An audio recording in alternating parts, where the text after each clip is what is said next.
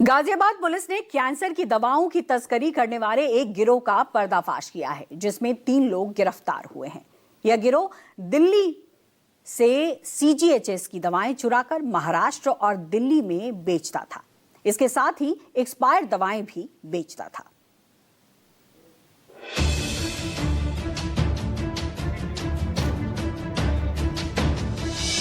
Cancer दवाओं का कारोबार, मरीजों की जिंदगी से खिलवाड़,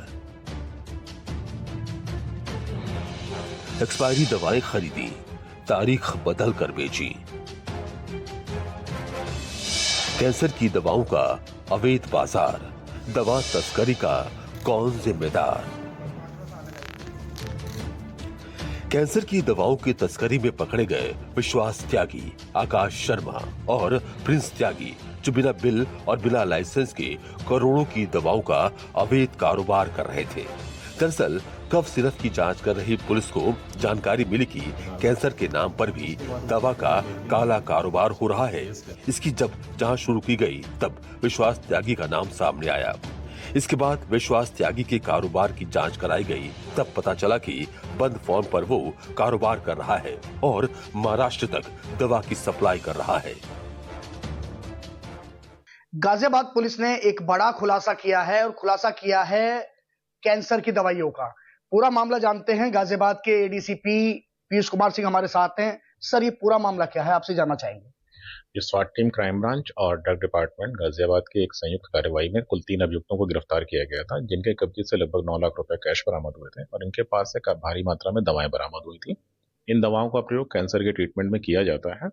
इसमें से कुछ दवाएं एक्सपायरी डेट की थी, जो उपयोग करने लायक नहीं थी, उनको भी ये रीलेबल करके बेचा कर रहे थे। इसके अलावा CGHS सिस्टम के अंतर्गत कुछ दवाएं जो सप्लाई की जाती हैं, उन दवाओं को भी इनके द्वारा प्रोक्योर किया गया था और उस पर CGHS के लेबल हटा के इसको मार्केट रेट पे प्राइवेट हॉस्पिटल्स को बेचा जा रहा था। किस तरह बेचा जा रहा था और कहां से लिया करते थे, इसके पीछे कौन लोग थे? क्योंकि बड़ा मुनाफा इसमें कमाया जाता था दवाइयों का, अगर देखा जाए तो। वहीं बताया ये भी जा रहा है कि जो दवाई एक्सपायर हो जाती थी, उन दवाइयों को भी ये ऑन डिमांड बेच दिया करती थी।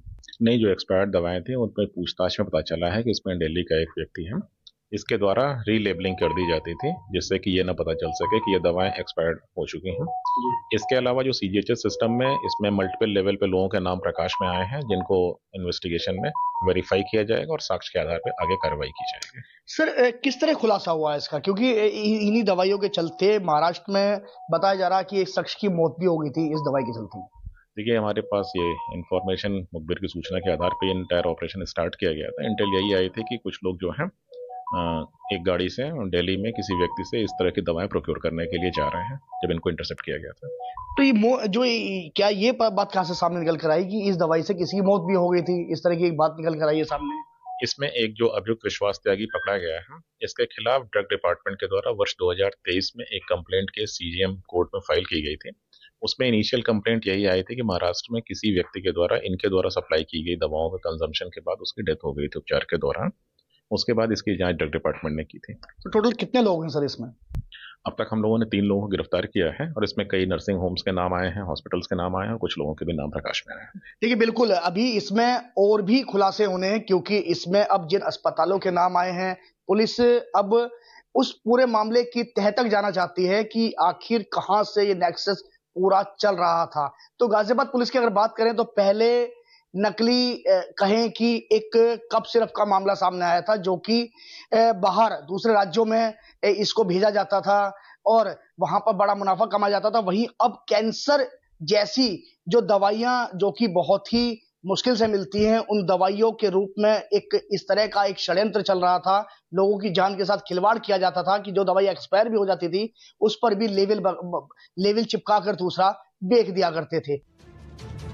दरअसल 2023 में विश्वास त्यागी कैंसर के नकली इंजेक्शन सप्लाई के मामले में पकड़ा जा चुका है।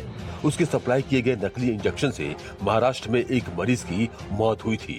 उसके खिलाफ मुकदमा भी दर्ज किया गया था। इसके बावजूद वो उसी धंधे में फिर सक्रिय हो गया।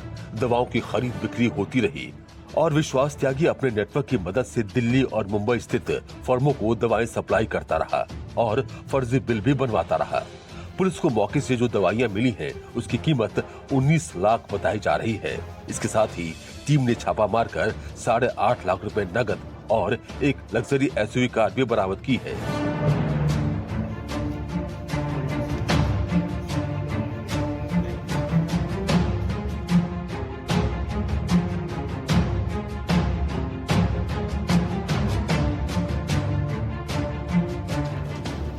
पुलिस की जांच में कई बड़े खुलासे हुए हैं। पकड़े गए आरोपी कई एक्सपायर्ड दवाएं जिन्हें दोबारा पैक कर बाजार में बेच रहे थे। साथ ही मैन्युफैक्चरिंग और एक्सपायरी डेट बदलकर बड़े आराम से ये दवा तस्कर मरीजों की जिंदगी से खिलवाड़ कर रहे थे। वहीं आरोपी से पूछताछ में चौंकाने वाला खुलासा हुआ है। आरोपी कुछ पैसे देकर CGHS सप्लाई वाली दवाओं पर नॉट फॉर सेल मार्क मिटवाकर उन्हें बाजार में बेचते थे। ये काम दिल्ली के रघुनंदन मेडिकल स्टोर रोहिणी के सहयोग से किया जा रहा था।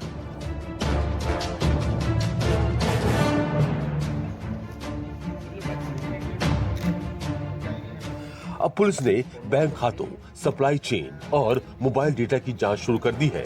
मामला दवा चोरी का नहीं है, बल्कि लोगों के विश्वास का भी है, क्योंकि एक्सपायर कैंसर दवा मरीजों के इलाज को न सिर्फ बेअसर करती है, बल्कि हालात और खराब कर सकती है। फिलहाल पुलिस जांच में अभी और कई अहम खुलासे होंगे।